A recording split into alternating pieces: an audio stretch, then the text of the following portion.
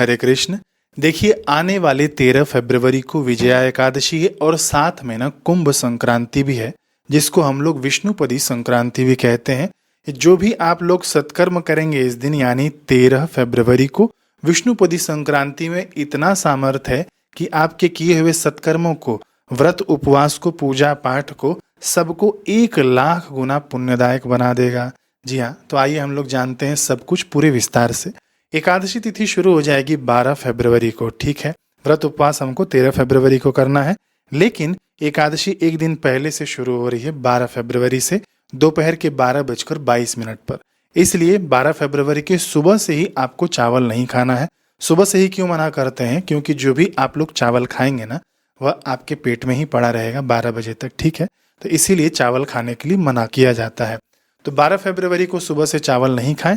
13 फरवरी को आप लोग व्रत उपवास कर लेना। अब कई लोग कहते हैं कि महाराज, हमने वीडियो में तो सुन रखा था, लेकिन हमको ये जानकारी नहीं रहती, अथवा तो हमको याद नहीं रहता कि हमको चावल आज नहीं खाना है, इसीलिए हम लोग भूल चूक से खा लेते हैं। तो इसके लिए मैंने आपको बता रखा है कि आप ना व्हाट्सएप चैनल से जुड़ जाइए। उसके अंदर मैं समय समय पर जानकारी और नोटिफिकेशन देता हूँ कि आपको चावल नहीं खाना है, आज एकादशी है, और जो भी नोटिफिकेशन होता है वहाँ पर आपको मिल जाया करेगा।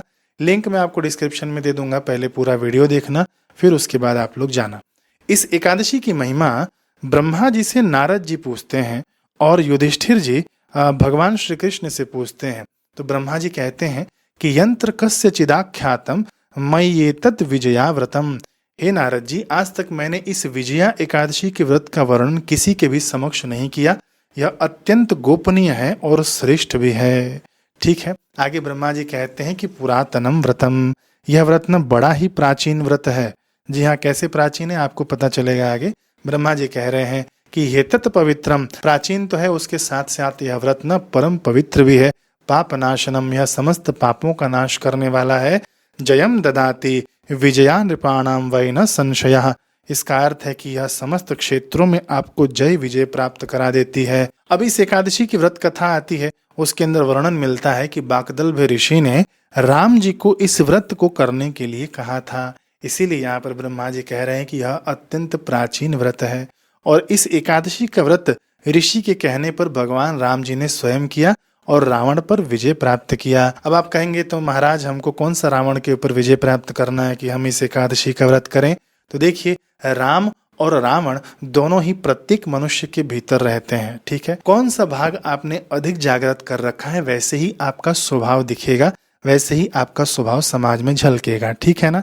तो इस एकादशी की व्रत की महिमा ऐसी है कि महाराज, जो भी इस एकादशी का व्रत उपवास करता है ना, तो ना राम की विजय होती है। कहाँ पर? बुराइयों पर, है ना। तो महाराज, इस एकादशी के व्रत से ना राम जी की विजय होगी, यानी हमारी अच्छाइयाँ निखर कर आएंगी, निकल कर आएंगी, ठीक है। और रावण यानी बुराइयों का नाश होगा। इसीलिए इस एकादशी का व्रत प्रत्येक मनुष्य को करना ही चाहिए। और एक बात, इस दिन घर में ना घी का दीपक आप लोग जरूर जला लेना, जो रात भर जल सके। यदि किसी के पास सामर्थ्य नहीं है कि रात भर घी का दिया जला सके, तो सूर्यास्त के बाद आप जहाँ पर पूजा पाठ करते हैं, जहाँ पर भगवान का स्थान आपने बना रखा है, वहाँ पर आप ना घी का दिया जला लेना। अब देखिए, मैं यहाँ पर घी के दिए का प्रयोग भी इसलिए बता रहा हूँ क्योंकि ये प्रयोग ब्रह्मा जी नारद जी को बता रहे हैं और श्री कृष्ण युधिष्ठिर को बता रहे हैं, कहते हुए कि प्रकाशयेद घृत दीपम अखंडम व्रत हेतवे, यानी व्रत की सिद्धि के लिए घी का अखंड दीपक जलाना चाहिए, ठीक है। आप लोग इसको समझ गए। अब देखिए, इस व्रत की यानी विजया एकादशी के व्रत की फलश्रुति के बारे में ब्रह्मा जी ना नारद जी को बता रहे हैं कि जो भी इस व्रत को करेगा, इहलोके जय प्राप्ति, इहलोके यानी इस लोक में उसकी जय की प्राप्ति होगी, यानी उसकी विजय होगी। किस पर? उसकी बुराइयों पर, उसके दुर्गुणों पर, मन की चंचलता पर, मन के भटकान पर उसकी विजय प्राप्ति होगी और वह व्यक्ति निखर कर आएगा। आगे ब्रह्मा जी कहते हैं कि परलोकस तथा क्षयः, यानी परलोक में उसको अक्षय स्थान मिलेगा। देखिए, जिसके पास जितना पुण्य होता है ना, उतने ही दिन का अधिकारी वह परलोक में होता है, चाहे वह विष्णु लोक हो, चाहे शिव लोक हो, चाहे स्वर्ग लोक हो, ठीक है ना। लेकिन इस एकादशी के व्रत की ऐसी महिमा है कि परलोकस तथा क्षयः, आपको परलोक में अक्षय स्थान मिलेगा, यानी उस स्थान से आपको कभी हटाया नहीं जाएगा। इस एकादशी के व्रत की ऐसी महिमा है तो एतस्मात् कारणा पुत्र कर्तव्यम विजयाव्रतम, इसलिए हे पुत्र, हे नारद जी, इस व्रत को यत्न पूर्वक सभी को करना चाहिए। कई लोग ना कमेंट करते हैं कि हम अभी कुंवारी हैं, हम अभी व्रत कर सकते हैं क्या, हम अभी कुंवारे हैं, व्रत कर सकते हैं क्या। बिल्कुल, एकादशी व्रत सभी के लिए है। जहाँ पर नहीं होगा मैं वहाँ पर उस वीडियो में बता दूंगा कि आपको यहाँ पर ये चीज़ नहीं करना है।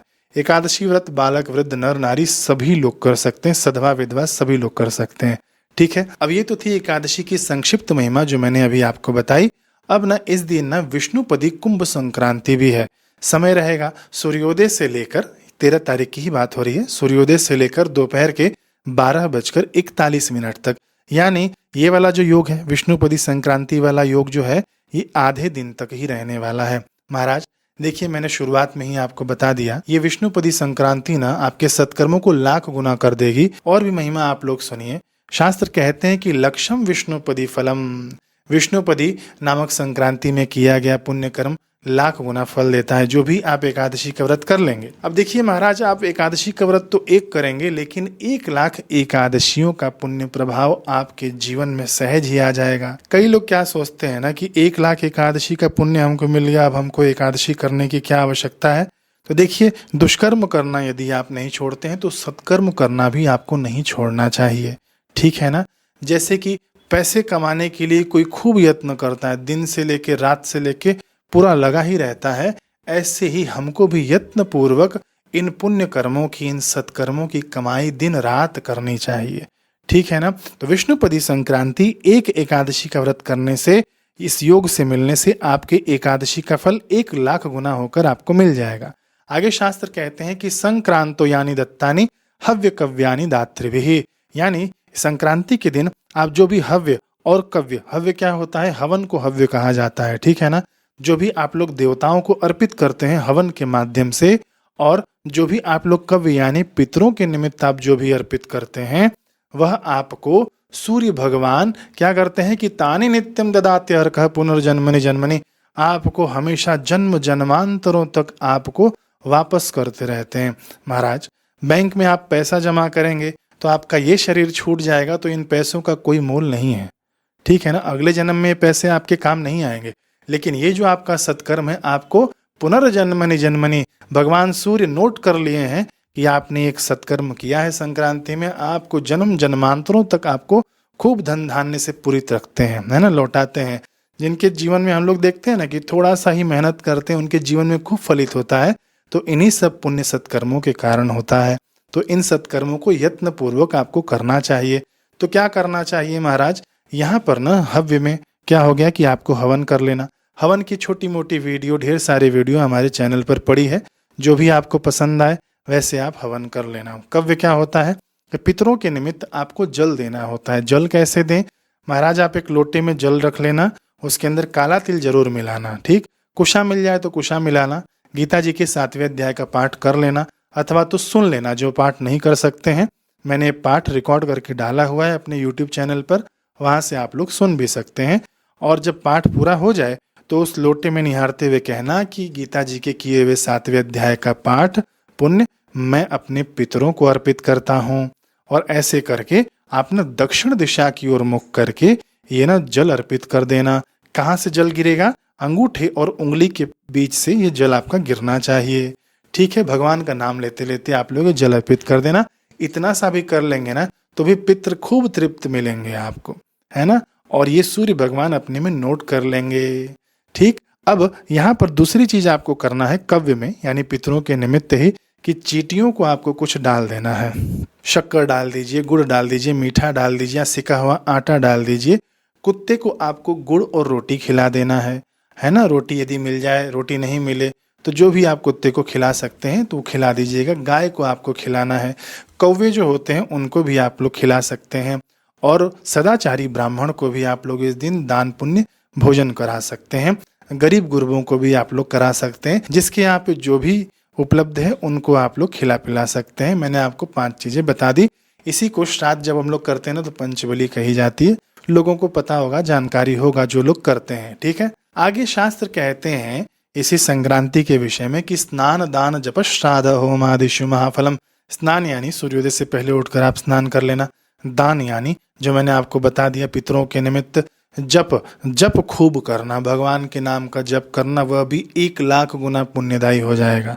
ठीक है। होम, होम क्या है? हवन कर लेना। हवन की व्यवस्था नहीं हो पाए तो दुखी नहीं होना।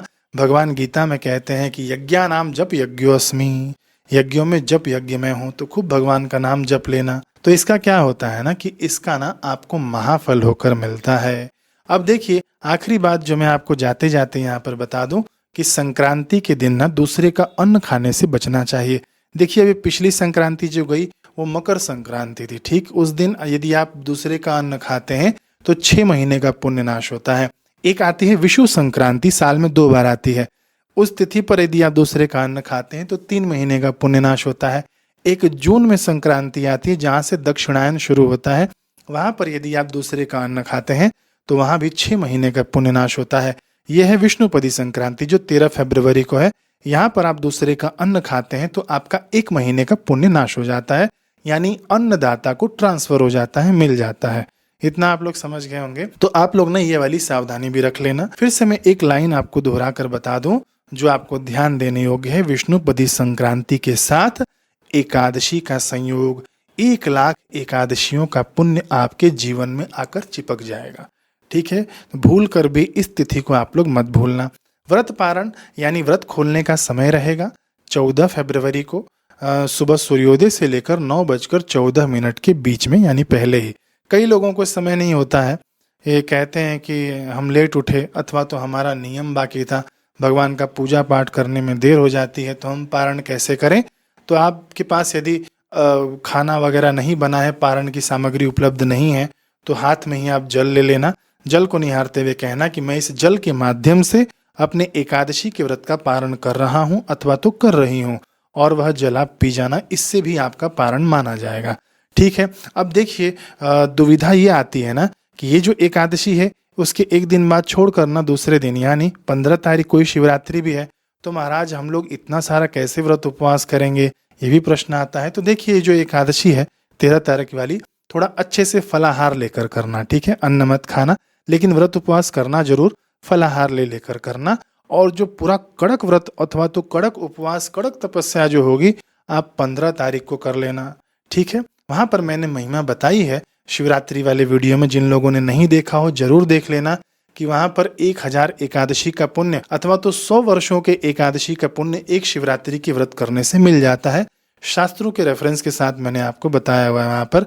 बाकी बहुत सारे स्तोत्र मैंने रिकॉर्ड किए हुए, लिंगाष्टकम रिकॉर्ड कर दिया है अर्थ सहित, वो भी आप लोग सुनना। अभी शिव तांडव भी अर्थ सहित रिकॉर्ड किया है, वो भी आ जाएगा जल्दी ही, उसको भी आप लोग सुनना। दोनों चैनल है अपने पास, पता है ना, जो अपना पुराना चैनल था, ये जो नया वाला है, 2 चैनल है। दोनों चैनल पर आप लोग जुड़े रहिएगा, देखते रहिएगा। मिलते हैं अब हम लोग अगले वीडियो में। हरे कृष्ण।